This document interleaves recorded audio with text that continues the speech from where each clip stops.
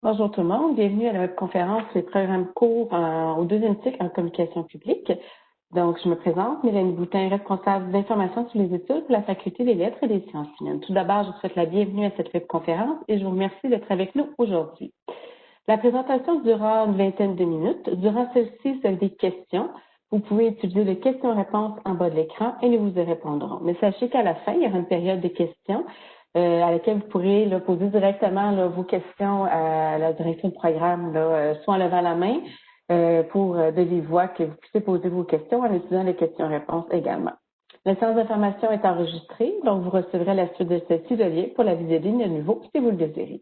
Sans plus tarder, je vous présente M. Arnaud Ancio, directeur de programme de cycle supérieur en communication publique pour la faculté. Bonne présentation et bonne écoute. Eh bien, bonjour à toutes et bonjour à tous. Ça me fait grand plaisir aujourd'hui de vous présenter deux programmes courts que nous proposons au département d'information et de communication. Merci Mélanie pour l'introduction. Je suis Arnaud Ancio, je suis professeur au département d'information et de communication dans la faculté des lettres et sciences humaines. Et puis, je suis le privilégié directeur des programmes de deuxième et troisième cycle. Et donc, c'est pour ça que je vais vous présenter ces deux programmes courts. Hein. Ce sont deux programmes qui se font en une ou deux sessions.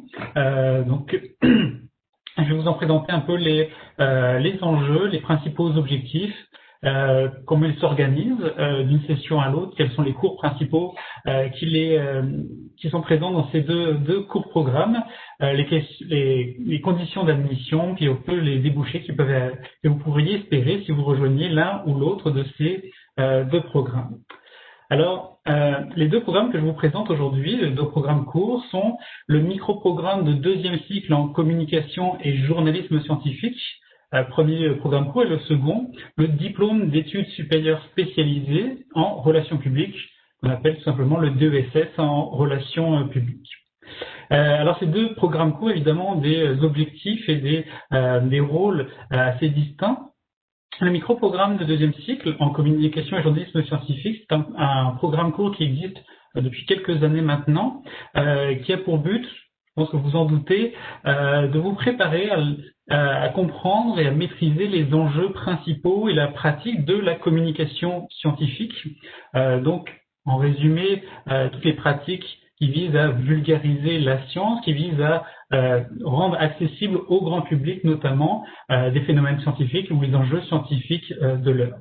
On a rajouté depuis l'an dernier aussi un cours optionnel qui aide à la visualisation des données. Donc ça peut être aussi intéressant à la fois la visualisation des données scientifiques à l'intérieur de la science, mais aussi, encore une fois, la tourner vers le grand public.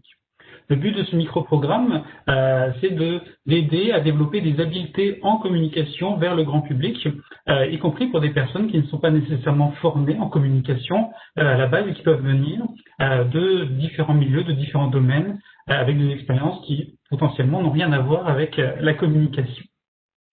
Le deuxième programme court dont je vais vous parler aujourd'hui, c'est le DESS en relations publiques, qui lui vise évidemment à préparer un travail et des compétences spécialisées dans le domaine des relations publiques. Très simplement, les relations publiques, c'est l'ensemble des activités de communication où un communicateur, une communicatrice va s'adresser au grand public, va s'adresser aux entreprises médiatiques, aux journalistes par exemple, mais aussi plus généralement au grand public pour représenter une institution, un organisme, une entreprise, un ministère, etc. Pour représenter ces organisations, pour en transmettre une certaine parole et pour évidemment travailler et représenter l'image, le travail et les spécificités d'une organisation auprès du grand public. Le but de ce DESS, c'est de, encore une fois pour des personnes qui n'ont pas de formation initialement en communication, de vous permettre de commencer à vous spécialiser en relations publiques et surtout vous donner les moyens de trouver un peu des solutions à des situations communicationnelles qui parfois peuvent être assez complexes. Et c'est le but notamment de ce DESS en relations publiques.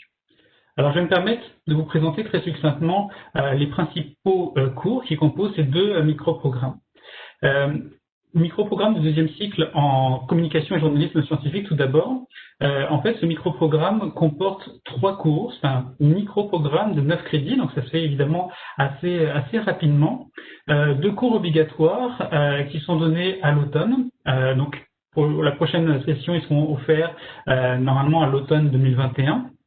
Un cours de communication scientifique, là vraiment les bases de la communication et de la vulgarisation scientifique vers les journalistes, vers les entreprises médiatiques, mais aussi vers le grand public.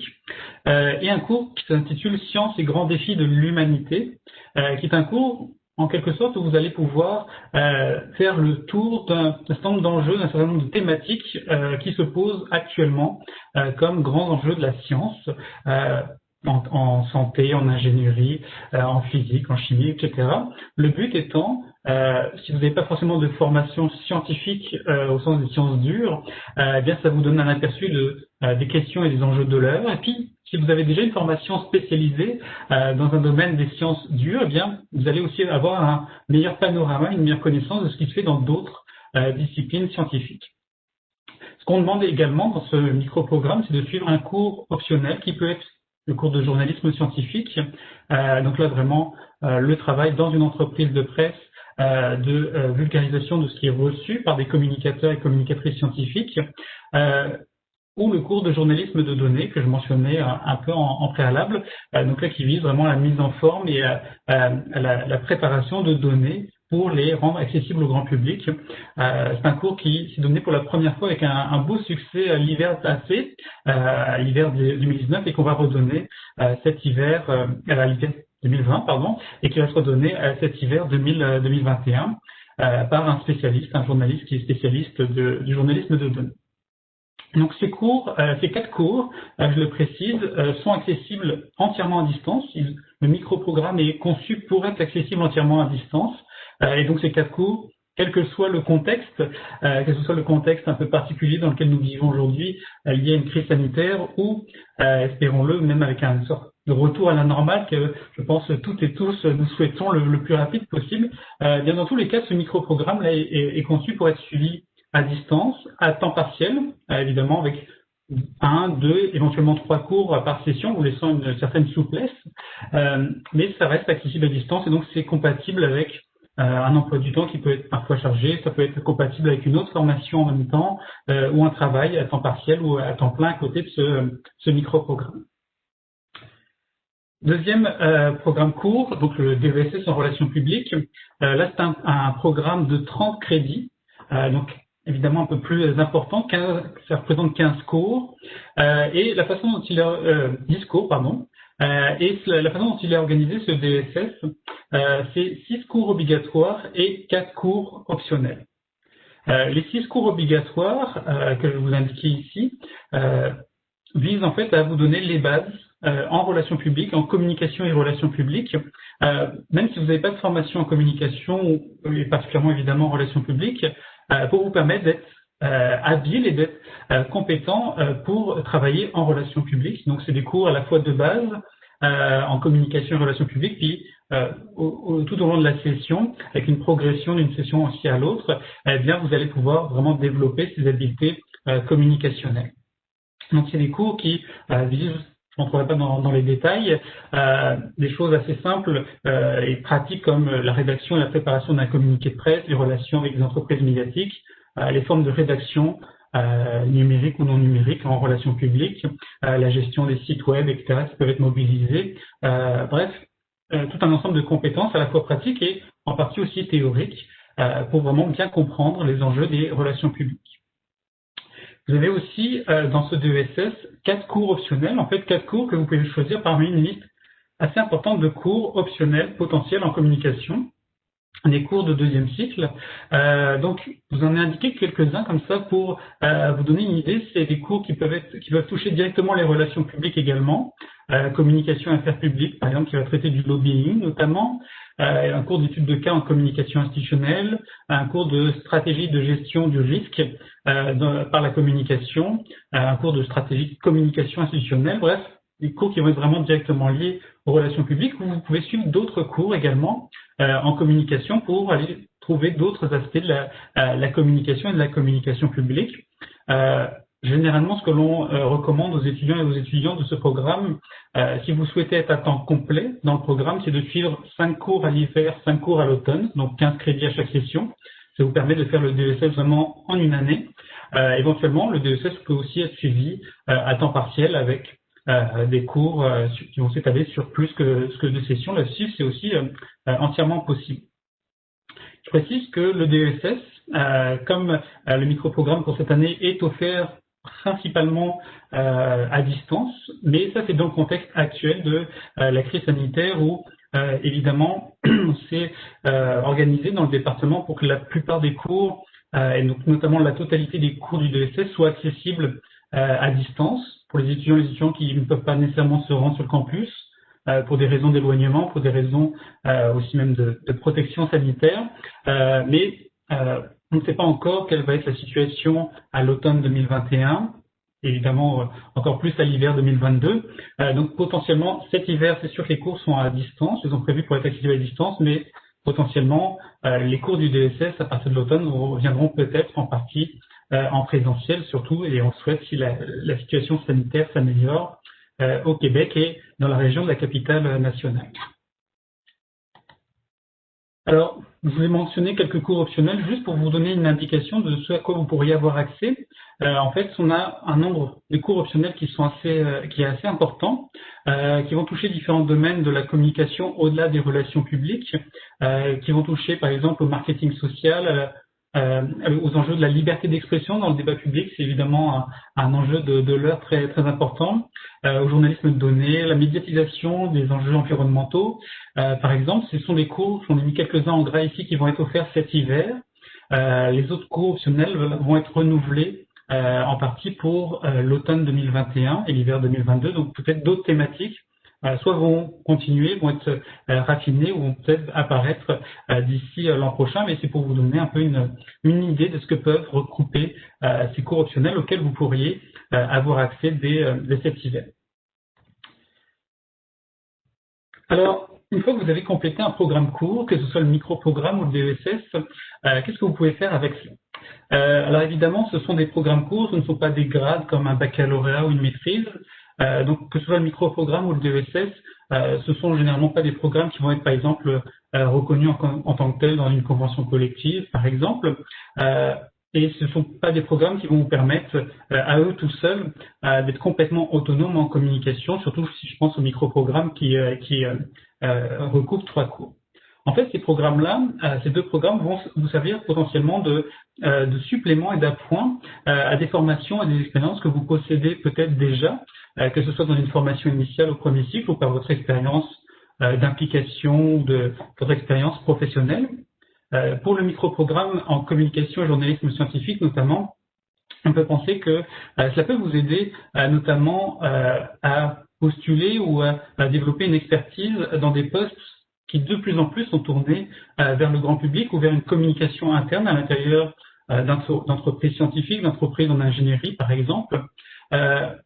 Ces quelques cours supplémentaires vont pouvoir vous aider à acquérir ces compétences supplémentaires qui sont de plus en plus valorisées. On demande de plus en plus aux scientifiques ou aux personnes qui travaillent dans un milieu scientifique d'être prêtes à communiquer vers l'extérieur, à partager leur travail, à le valoriser. C'est une partie de ce que va vous proposer ce micro-programme. Donc ça peut être vraiment évidemment utile pour acquérir des compétences complémentaires dans des professions. Pour ce qui est du DESS, déjà comme il est déjà un peu plus complet, on parle de discours, de 30 crédits, ça peut déjà mener à des postes d'agents, de conseillers, conseillères en communication, en relations publiques, un certain nombre d'emplois qui peuvent être liés aux relations publiques, qui peuvent commencer à être accessibles avec le DESS. Mais surtout, et c'est ce qu'on voit que beaucoup d'étudiants et d'étudiantes font ou ont fait par le passé, c'est d'intégrer le micro-programme ou surtout le DESS dans une maîtrise. Et en fait, ce que l'on prévoit, c'est la façon dont on a aussi organisé ces 2 programmes courts, c'est qu'ils sont à la fois utiles, autonomes, suffisants en tant que tels, comme formation complémentaire de 2e cycle, mais le micro-programme de 2e cycle en communication et journalisme scientifique peut être intégré dans la maîtrise en communication publique si vous souhaitez continuer. On a commencé à mettre en place des parcours et on va les prolonger notamment autour de la communication publique, autour du journalisme scientifique notamment. Donc, ça peut être une façon de faire une première étape et des premiers cours qui vont ensuite pouvoir être intégrés dans une formation plus longue qui mène à un grade, la maîtrise. Et c'est assez similaire pour le DESS. C'est-à-dire que le DESS en relations publiques, une fois qu'il est complété et réussi évidemment, peut donner aussi la possibilité de prolonger vers la maîtrise en communication publique avec majeur en relations publiques, qui est un programme de maîtrise de 2 ans, mais dans lequel vous auriez quasiment une première année de fait. Et ce programme de maîtrise là se termine généralement par un stage professionnel pendant la dernière session. Donc c'est aussi un parcours qui est choisi et qui est souhaité par beaucoup d'étudiants et d'étudiantes, en tout cas si je me fie aux précédentes années. Donc ça peut être aussi une façon un peu de prolonger cette première expérience dans le cadre du DESS.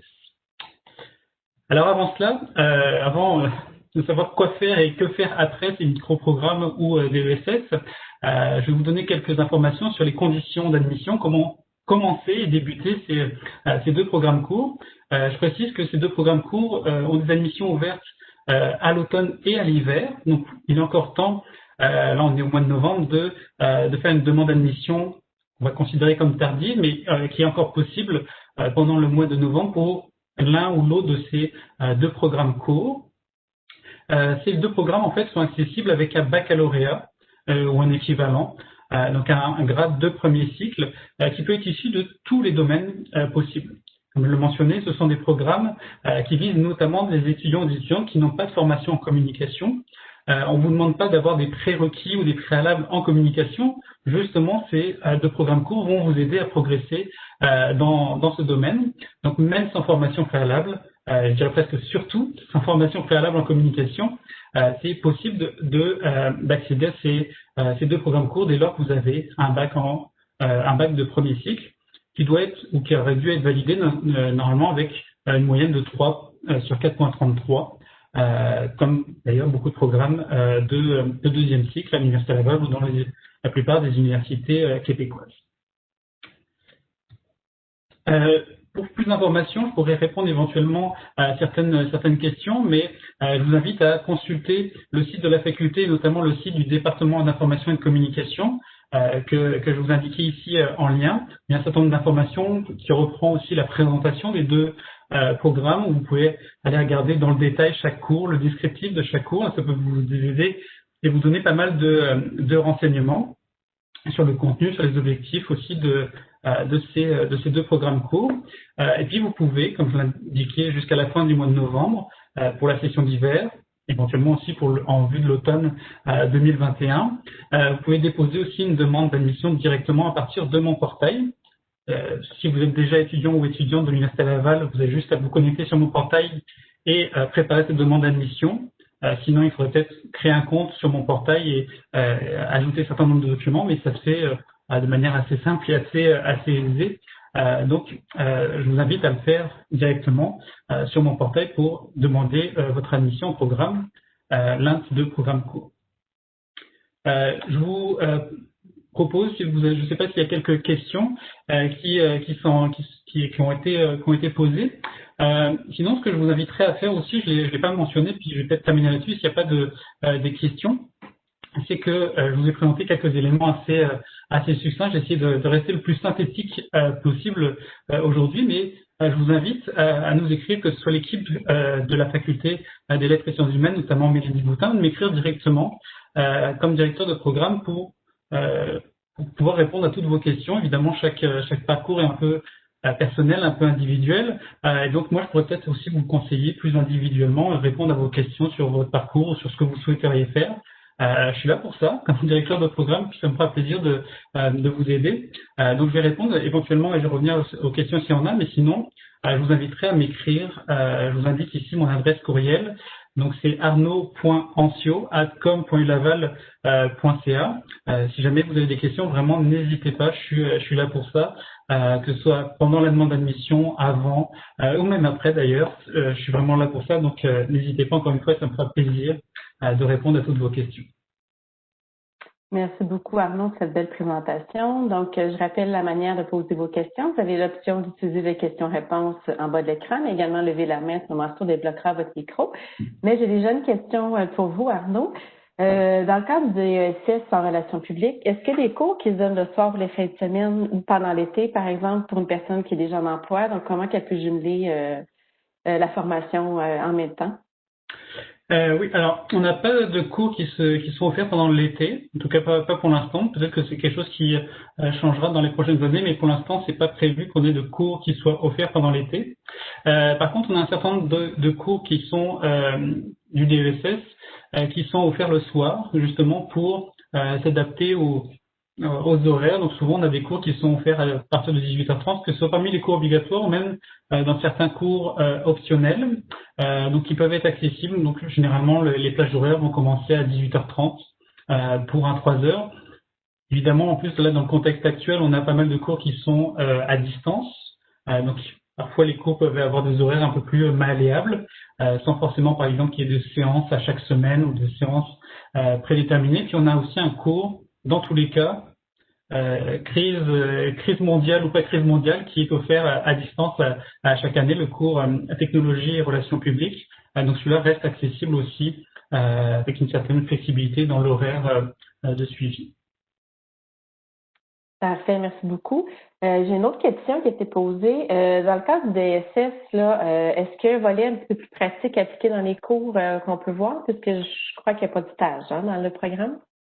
Alors effectivement, le DESS il ne comporte pas de stage, mais il y a quand même des enjeux assez pratiques. Par exemple, pour vous, alors, ça peut être transversal dans les cours, mais ici je prends l'exemple par exemple du cours qui s'appelle plan de communication, du cours rédaction spécialisée en relations publiques, qui sont deux cours qui se font un peu écho.